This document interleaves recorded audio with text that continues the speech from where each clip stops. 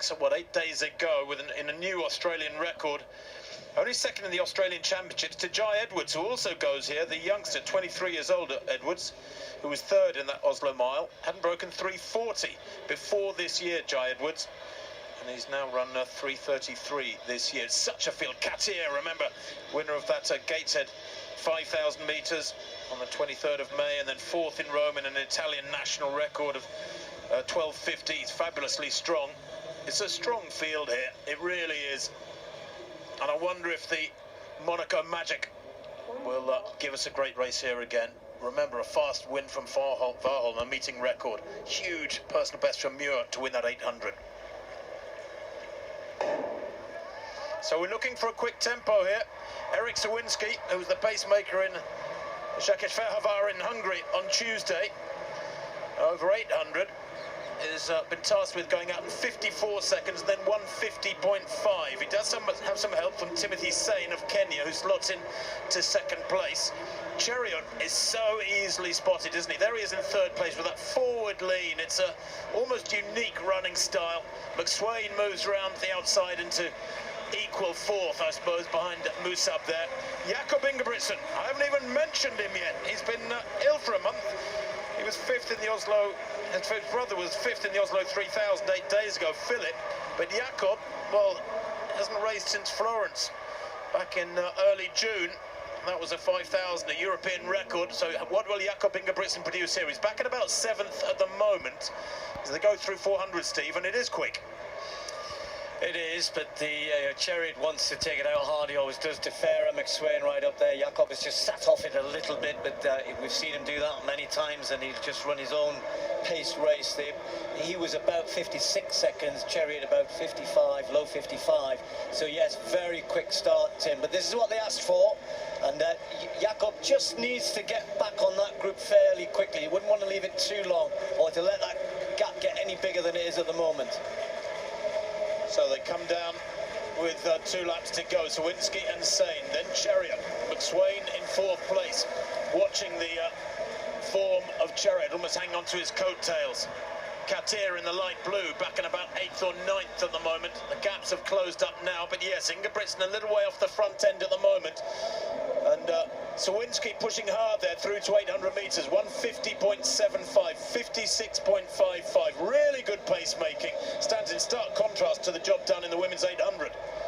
Ingebrigtsen just beginning to make his move, and he's been perfectly even paced. 152 for him through 800 metres. So Cheruiyot, we know what he'll do. And what he did the other night, Tim, was he almost sucked them in on the 3rd lap, where everyone thought we're getting on his shoulder. He's not running away from us, and then he kicked so hard over the last 200. Can he do this, or can he do that, of a slightly quicker pace tonight, and with better athletes around him? Coming round to the bell. Cheruiyot than where he likes to be. He likes to make the long run from home, take the sting out of their legs. McSweyn there behind him. I might have preferred McSweyn to be in the front, actually. Ingebrigtsen in 3rd. This is not going to be a world record race or anything particularly special, but it is quick nonetheless. Cheruiyot, McSweyn, Ingebrigtsen, Defera dropping back now, the world indoor record holder.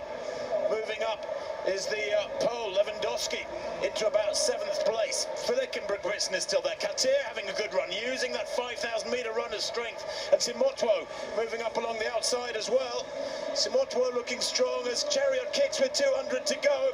They're all his rate now because he has this ability, this knack of winding it up. And what a run from Katia! The Spaniard kicking hard there around the final bend to try and stay on the shoulder of Cheruiyot.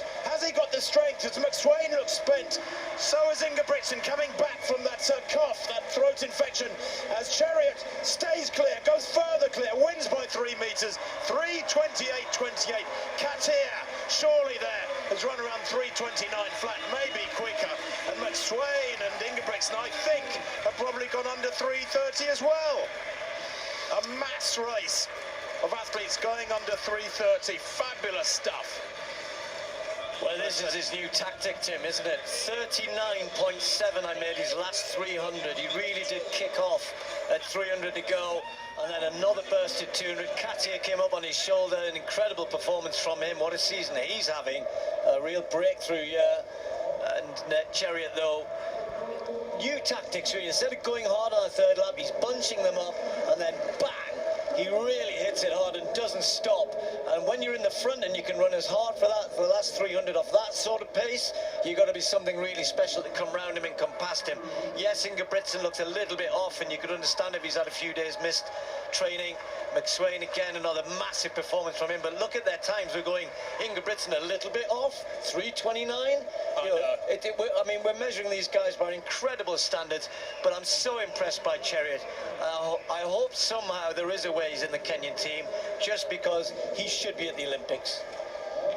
Well, McSweyn sets an Australian record, indeed an Australasian record, 3:29.51 in fourth place. Simotwo, 3:30.3, the best of the rest in fifth place, not to break 3:30. But Katia, well, that was a Spanish record, 3:28.76. That would be breaking Fermin Cacho's record, I think, Steve. Yeah, some of us are moving down that list quite swiftly these days. Holly Bradshaw, the women's pole vault.